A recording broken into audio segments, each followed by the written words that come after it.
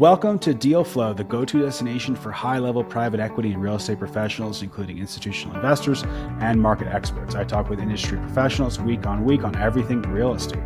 Today we have Jeramie Worley, is a nationally recognized real estate advisor and consultant with over $2 billion in career transactions, a pioneer in the short-term rentals, and a published author. He's always looking for the next emerging asset class while leading development and funding across the Ozarks. Jeramie, thank you so much for joining us today. Thanks for having me. Good to be here. Yeah. So I know I just gave you a little bit of an intro there, but I would love it if you could just kind of give us a 2 to 5 minute version of kind of your career and just kind of give us a little bit about your background and what you're focused on today. Yeah, you betcha. I got my start in real estate in the worst real estate economy in history, like 2008. And so, great time to start a business, by the way. But, it's good when you kind of cut your teeth in a season of adversity because, the seeds of a greater benefit are planted. You learn to hustle.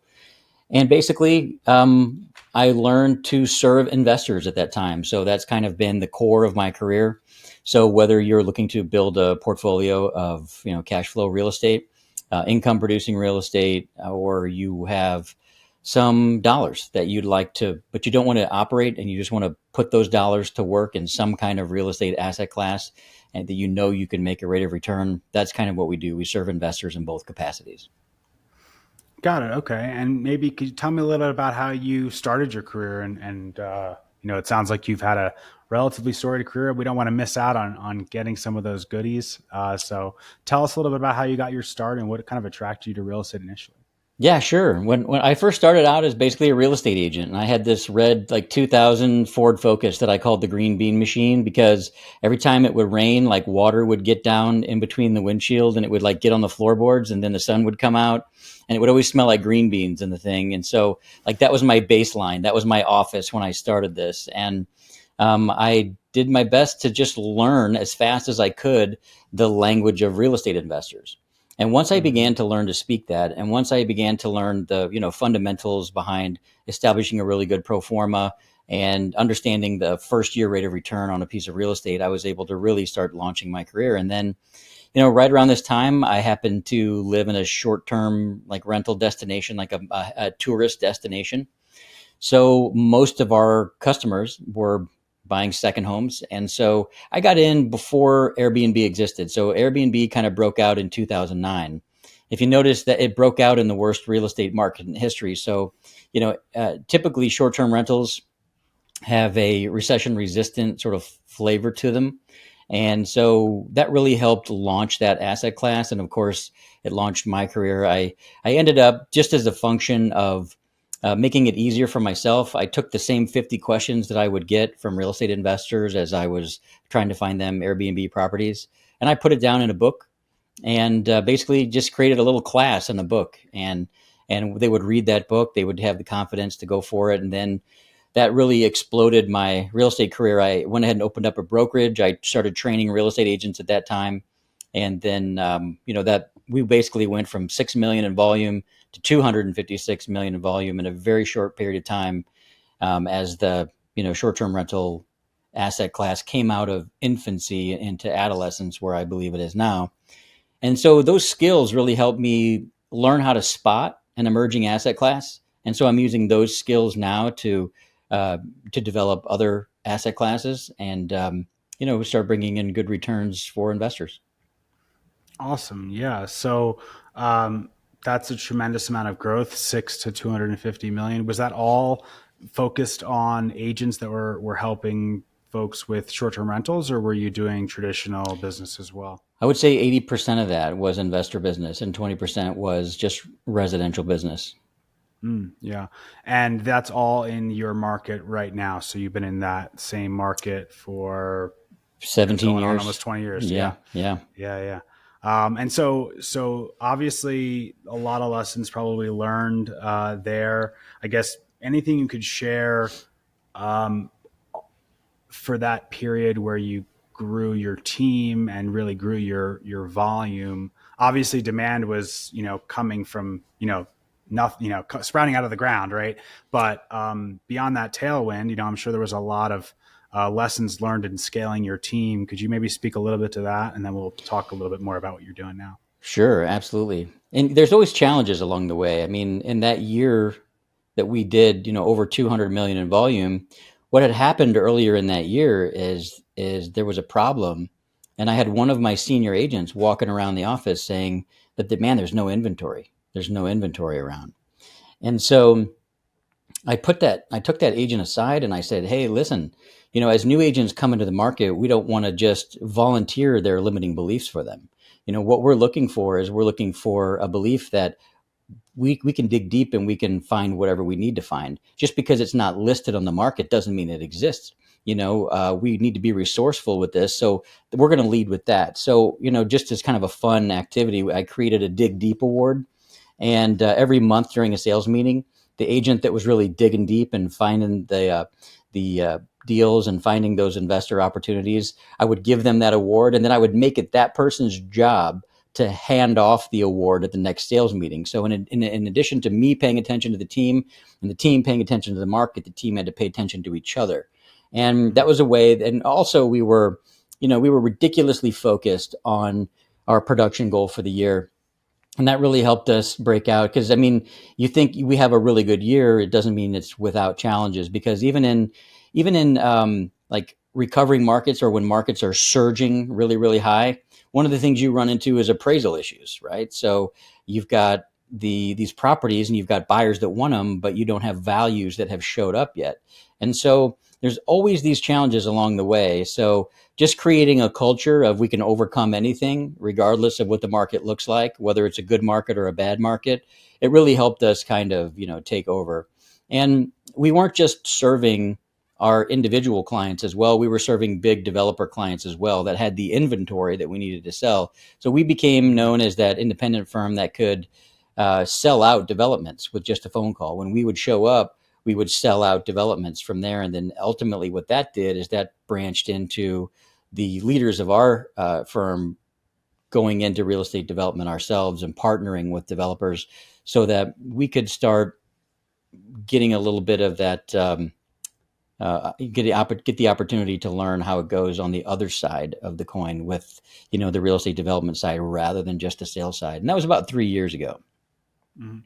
Yeah, well, that's, I think, great. So that's a great transition to understanding, yeah, what that looked like and how did that transition occur, going from being on the brokerage side, acting as an agent on behalf of either the buyers or the developers, to now being on the development side, and what that looks like. So could you share a little bit about, what how did you guys make the decision that you wanted to do that, and then what has it been like trying to, establish your guys' self in that That's a space? great question. And you had brought up the word scale, and that's a very interesting topic.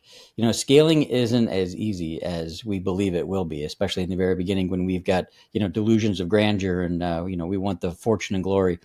It's not that easy. And scaling takes investment. It takes, ridiculously good systems, and scaling is different than growth. You know, so growth is more focused on what's in front of me. Growth is more focused on my high standards, and growth is focused on my company culture. But scale is focused on, how do I take what I've done in this market and apply it to that market? And what we did is we were looking for systems that would help us scale. So what we ended up doing is we took our independent brokerage and we joined forces with eXp Realty, who came in and ended up taking care of all of the brokering, and it took care of all of the accounting, and it allowed me to automate some of the things that were the highest, time consuming items for me.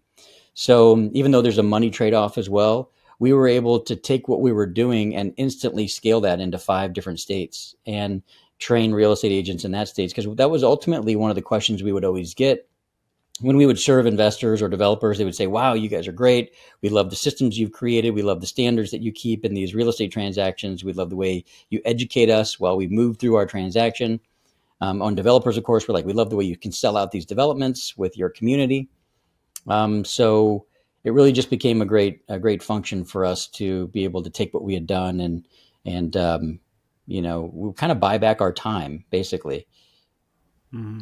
Yeah, and so and so by moving from independent to one of these newer the EXP brokerage. So that took a lot of the back office and a lot of the admin work that you guys had to do as you did more and more volume, more transactions. And that opened up the space and the time for you guys to be able to then devote to development. Am I hearing that right? Correct. Yeah. Because there is this just a huge one learning curve, and then two, there's a lot that goes into real estate development. I mean, the team that you need to pull off larger real estate developments is it's considerable. Yeah, well, why don't you just jump right into that? Tell us Yeah. a little bit more about what it does take to, for someone who may be listening who says, hey, I'm going to, do a $100 million development project. Let's get to it. What would be the steps that they're going to have to take to get going here? Well, first you got to make sure that you can make money off of your land. So you need to you need to start with your napkin, right? Your back of the napkin math. Make sure that can work. And then the next thing you need to do is find a really great land person, somebody that knows how to look at a piece of land and help you value engineer that piece of land. So you can, like, for example, there's a lot of rock and hills where we are in the Ozarks. So instead of having to haul in a bunch of fill rock, we can take a piece of our land and we can blast it, and we can move some of that rock around on our own development. And even though it might cost a little bit more to do the blasting, we actually save 2 or 3 times more by not having to haul all that rock in and out. So you need somebody that can help you do that. You need somebody that can help you estimate not only your horizontal costs, but also your vertical costs. And then somebody who can really put that out in a great financial model. So you need your construction management, you need your CFO, and you need somebody that can go find you a great architect, so you know exactly what the product you're going to be putting out there. And you need somebody that can take care of all the sales for you. And of course, that was something that just came very easy to us. And then of course, your marketing team and those, I would say that's your core team to kind of start off with. And we've got that team put together because the developments that we're doing now are short-term rental developments. We also included a revenue manager on that team as well, so that we could make sure that we could predict accurately the occupancy and the ADR for the properties that we were putting in there. Because it's an interesting dynamic. You can't just say, oh, I'm going to put in, these 10 bedrooms because that's what's selling. We would do an absorption rate analysis to make sure that we weren't going to be putting in a product. Not only that, but we were tracking certain metrics that a lot of people don't track in the short-term rental industry. Like, for example, when I first started selling short-term rentals, I'm saying right in the very beginning, like 2011, 2012, there was one community of short-term rentals, and we built probably 12, 15 homes. And then every banker in town was like, whoa, whoa, whoa, hang on. We're not going to lend on these anymore because they're saturated. So we'd say, okay, so what metrics are you tracking to determine saturations? And they'd say, well, we just been lending on a lot of these. Well, what had happened is the short-term rental industry was suffering from low inventory for so long that it took almost 6 or 7 years to provide the amount of inventory required to fill the demand. So we were tracking metrics like booking time windows. Like, for example, a 2-bedroom, 2-bath in any market is always going to book relatively short, like within 30 to 60 days, because there's usually a lot of those. Like, if you want a microcosm of saturation in any market, any tourist market, look at the 1 and 2 bedrooms, because those have been around a lot. You're also competing with every other hospitality product. So every hotel and timeshare in town you're competing with. And so what happened in the short-term rental industry, at least in our region, which I would say would expand from anywhere from Broken Bow, Oklahoma, all the way across to Pigeon Forge, Tennessee, that Bible Belt kind of right there, and Branson being right in the buckle, and we're so darn proud of it. Praise the Lord. And so we would see what would happen. I call it, like, I imagine what the dinosaurs did. So imagine if you're a dinosaur and you've got, another dinosaur that's feeding on you. Well, all you have to do is get bigger, and then that dinosaur can't eat you. So that dinosaur had to get bigger so it could eat you, and then you'd get bigger. And then that's what happened with the short-term rentals. It was like, oh, let's build 4 bedrooms. Now let's build 5 bedrooms. You know what? There's no 7 bedrooms. Let's build those. And then they would rent out like crazy. And then somebody built 10 bedrooms, and those would rent out like crazy until the 10-bedroom market got oversaturated. And we realize now that there's so many other neglected pockets of opportunity. And you have to really get into the data. You've got to be a data-backed developer, a data-backed real estate agent, in order to succeed, in my opinion, because not everybody's going to give you their money, and they want to know that you've done your homework. Yeah.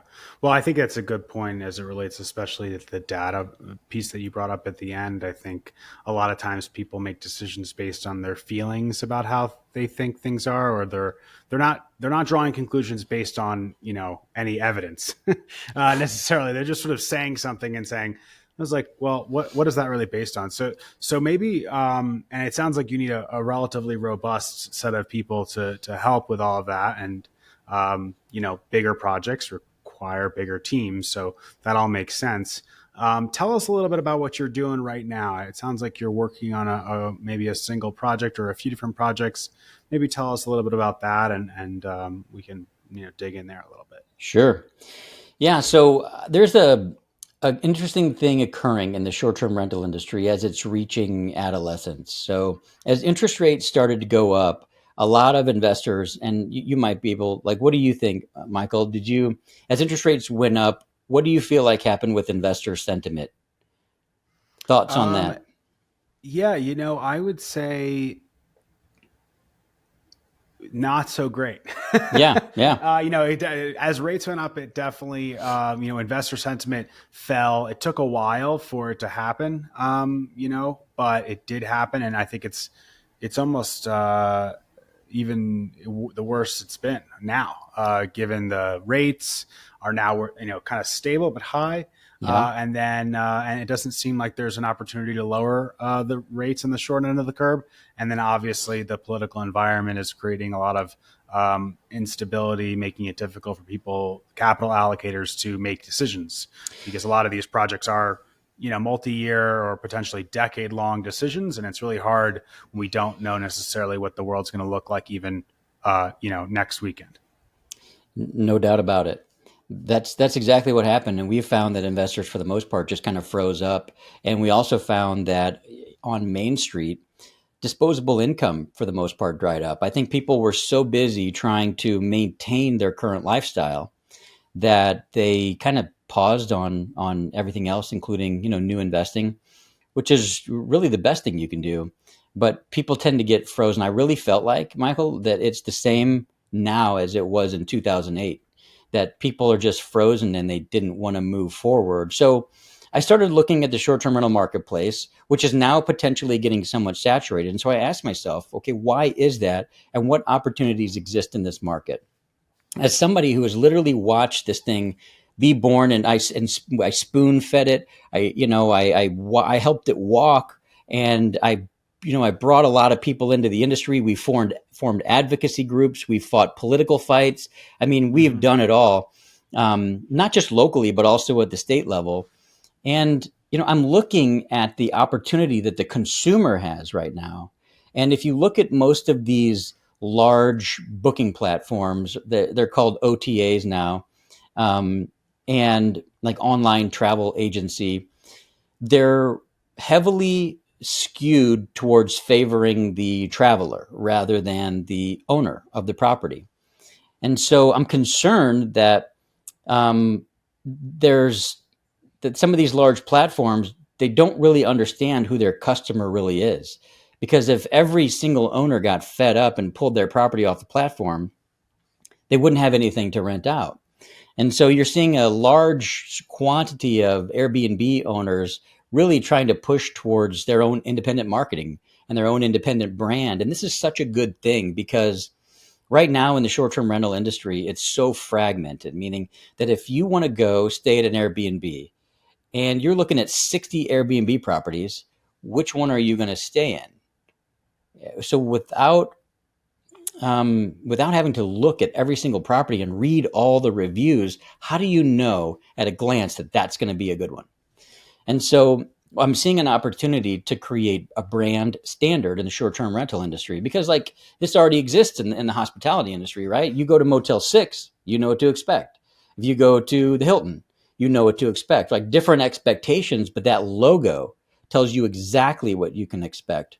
And I think that opportunity exists in the short-term rental industry. So rather than just put in a new development, where we sell to a bunch of different homeowners, we're creating an opportunity not just for those homeowners, but for the travelers to know exactly what they're going to get before they even click on any of those individual properties. And so what we're doing is we went out and we bought a 20-acre piece of land right on Table Rock Lake, which is an incredible vacation destination for over half the United States. It's literally within a 10-hour drive of half the United States. That's Table Rock Lake. And it has a ton of shows. Most people have heard of Branson, Missouri. There's all kinds of shows. There's all kinds of shopping. There's lakes, rivers, some of the best trout, some of the best bass and crappie that you can catch. So we came up with a concept based on the past 17 years of analyzing data and personal experience with working with guests. And so we've got a development. It's a 60-unit development where we've got about 10 one-bedroom properties that surround a really beautiful, stunning wedding venue that looks out over, that has main channel views. I say wedding venue, but it's actually an event venue, but it's a chapel. We're building a chapel on a hill with bells and an incredible lake view. And it's one of those things that we want people to look at and just have their breath taken away. Like, I can't wait to get married there, or to have a dad say, I can't wait for my daughter to get married there. It's just so gorgeous. And so to accommodate those group sales, we've also added 35 treehouse units with suspended walkways in between, a robust set of really, really fun amenities, and about 18 what we're calling super homes. So a super home in that industry is a home that has private amenities as well. So private pools, private movie rooms, potentially pickleball courts, things like that. We're going to be putting 18 of those along, and all of those 18 will either have bluff view or will there be waterfront, so you can launch kayaks from them. So we're going for this development, this upscale development that gives people just the destination feel. So it's not like you're booking a property from mom and pop and you hope it's going to be good.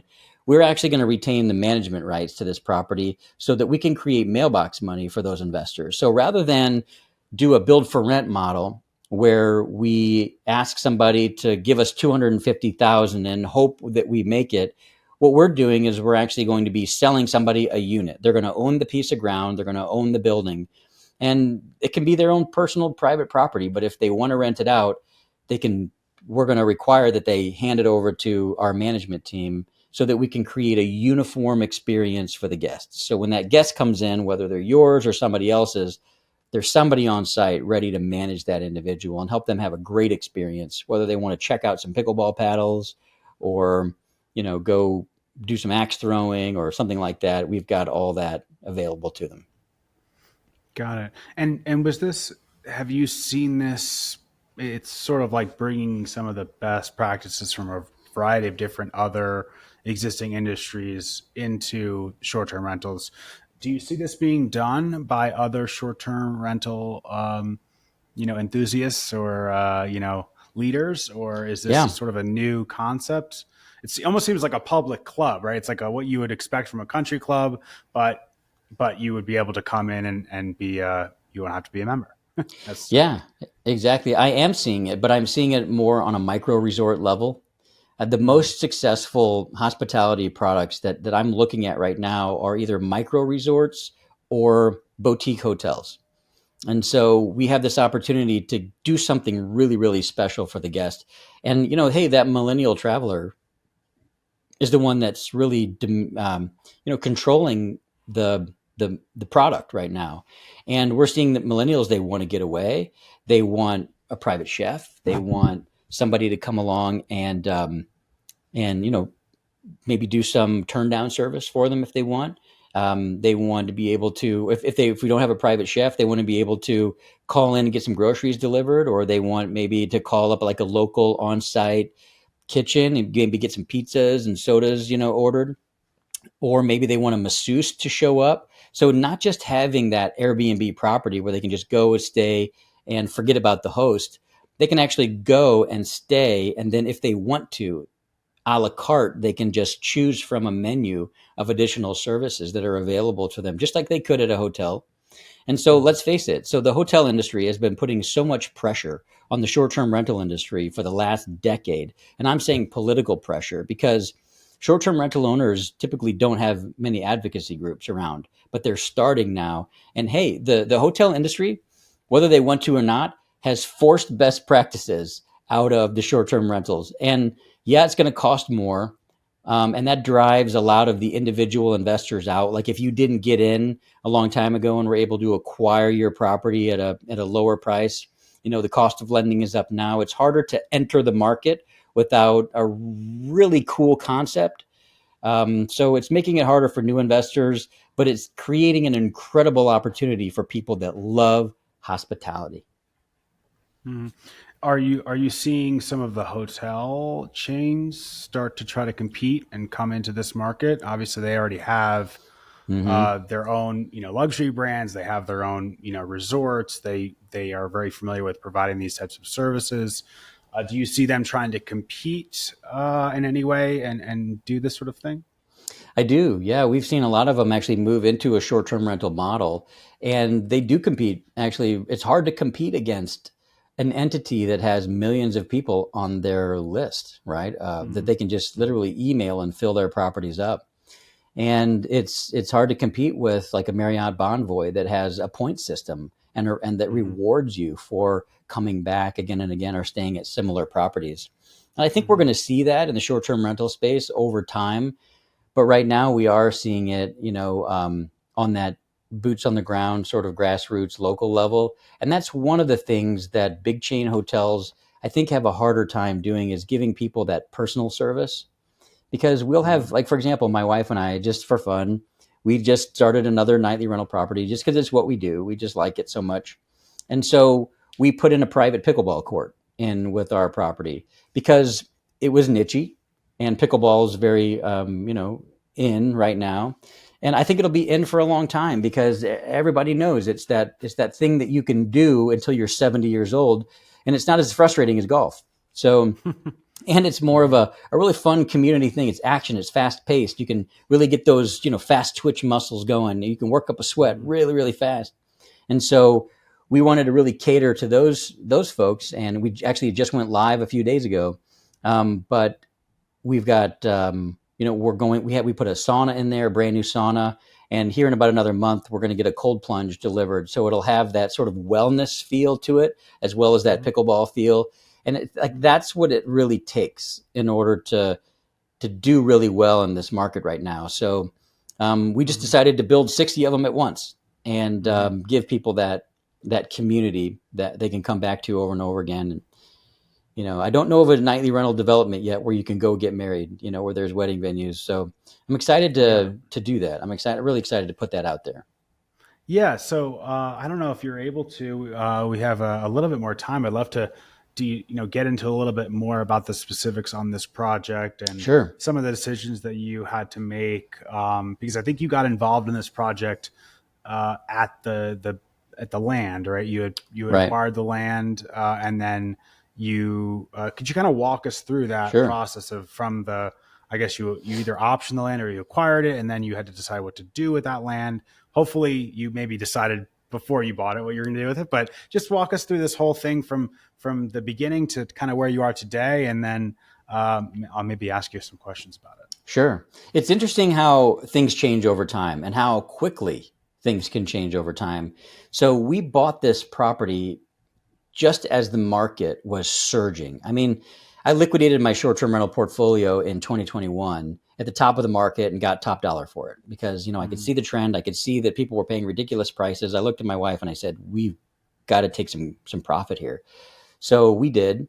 And what happened during that time is my business partners and we had acquired the land, and we realized that we could get about 60 lots out here, and we had most of those sold. Now, we couldn't actually write up contracts on them because we had just acquired the land.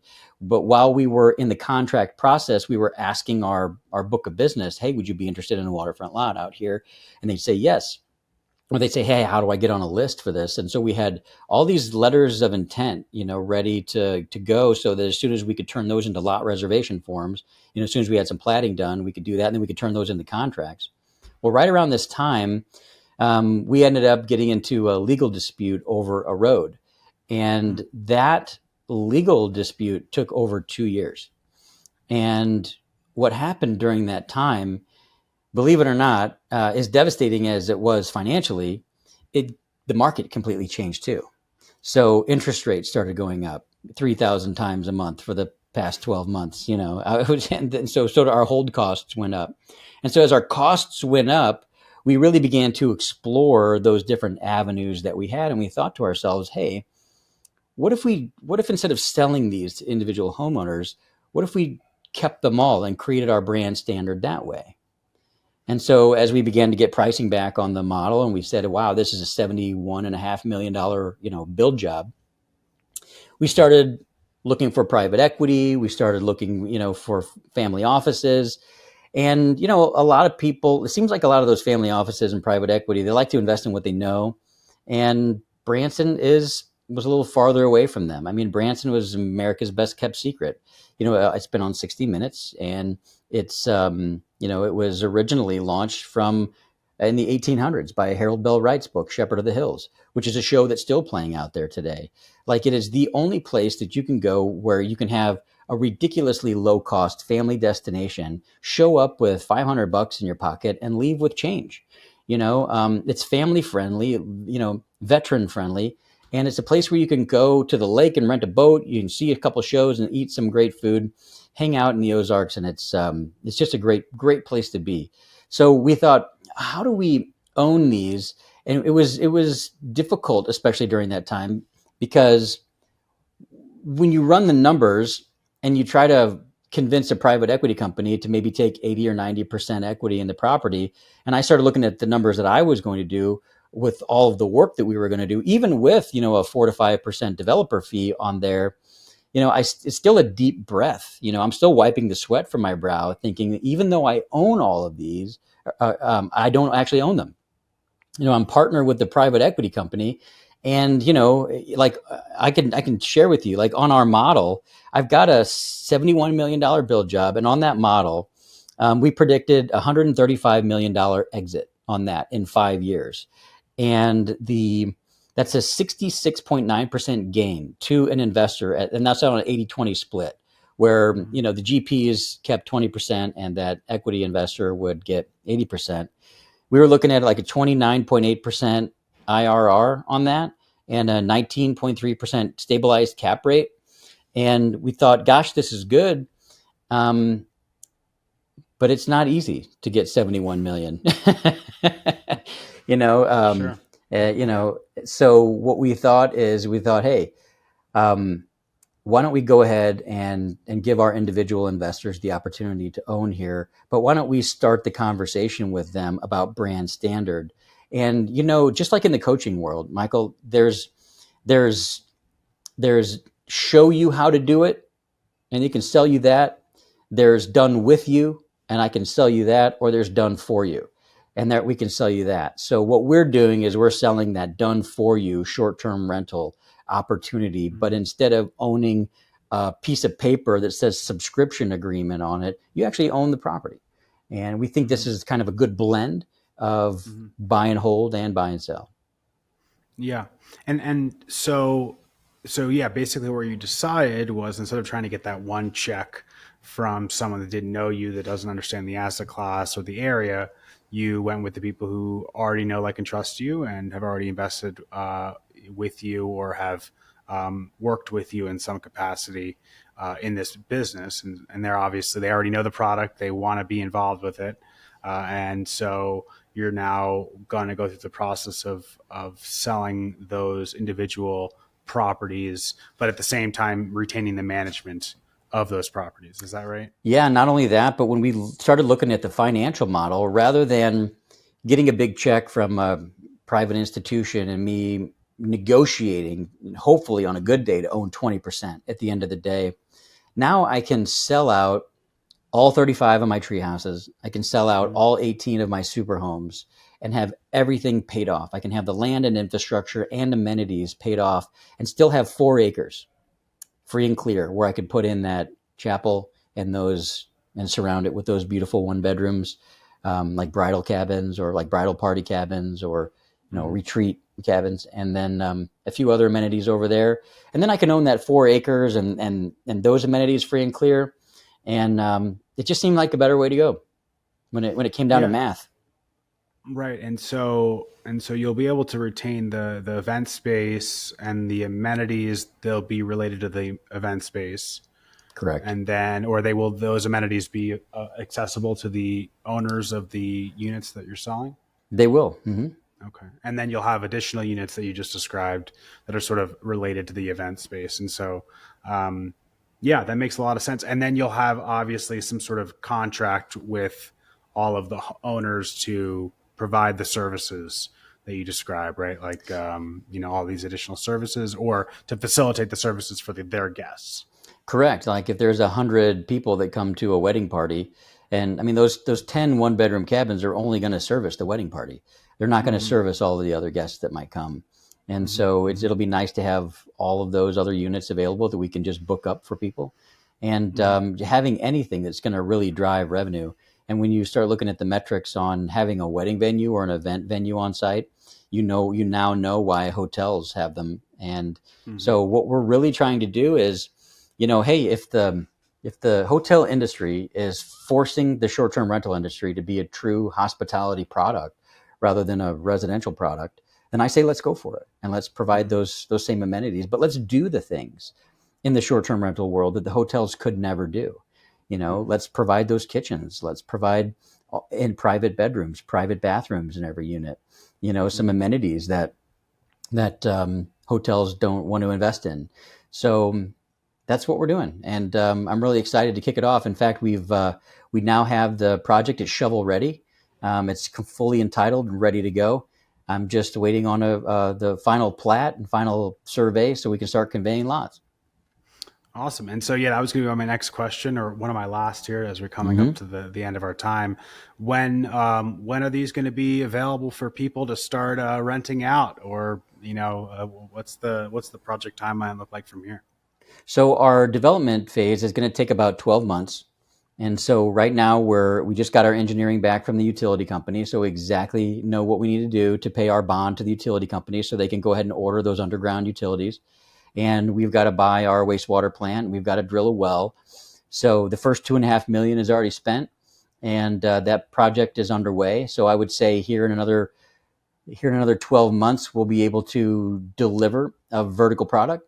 And but we're going to go ahead and start taking some lot reservation forms now, and grabbing some interest and getting people on that waiting list. So those first couple people in line can pick the choicest lots that they want. Awesome. And so this isn't your first rodeo inside of short-term rentals, but it is definitely a big undertaking. And I'm sure that's going to take up a lot of your time over the next year or two. But you have your eye on the next project yet, as sometimes people do? Yeah, what's actually, next for you guys? We're already working on it. So because this is a larger development and it just takes a little bit, longer to push, while we were working on this, I started noticing that warehouse space was really becoming in demand, and office space that has flexible warehouse options is really, really in demand. So office spaces are interesting, and so we're creating these little white box office spaces, these little 80 by 25 spaces with, flexible sized office space. Maybe you want one office, maybe you want two, maybe you want a loft above it, maybe you want 2 offices, maybe you don't want an office, maybe you just need warehouse space to put in your $500,000 RV. We've started building those, and we've got our first block sold already, and we're underway. We're under contract with those, and we're coming out of the ground with that. It should be done by November. Awesome. Well, sounds like you're staying really busy. So, Jeramie, we're going to have to just cut it here, just because I know we both have to get to our next one. So thank you so much for your time and for sharing some great insights and knowledge within the real estate space and the short-term rental space. If listeners wanted to get in touch or find out more about you, or maybe this development that you're working on, how do we get them in touch with you? Best way to do it would just be to contact my assistant. That's Beth. And her email address is worleyac1@gmail.com. That's WORLEY, A as in apple, C as in cat, 1@gmail.com. Great. That's awesome. We'll definitely, and we'll also throw that in the show notes as well as your LinkedIn. So if anyone wants to get in touch that way, they'll be able to do that. So thank you so much for tuning into this episode of Deal Flow. Don't forget to give the podcast a follow on Apple Music and Spotify, and subscribe on YouTube so you do not miss an episode. Thanks again from me, and I'll see you next time on Deal Flow. Thank you for listening to Deal Flow with me, Michael Pulio. We hope you gained valuable insights into private equity real estate and market trends. Stay tuned for more expert discussions and updates on the latest in commercial real estate and structured finance. Don't forget to subscribe, rate, and review on your favorite podcasting platform. Join us next time for more high-level conversations that empower your investment decisions and your operating results.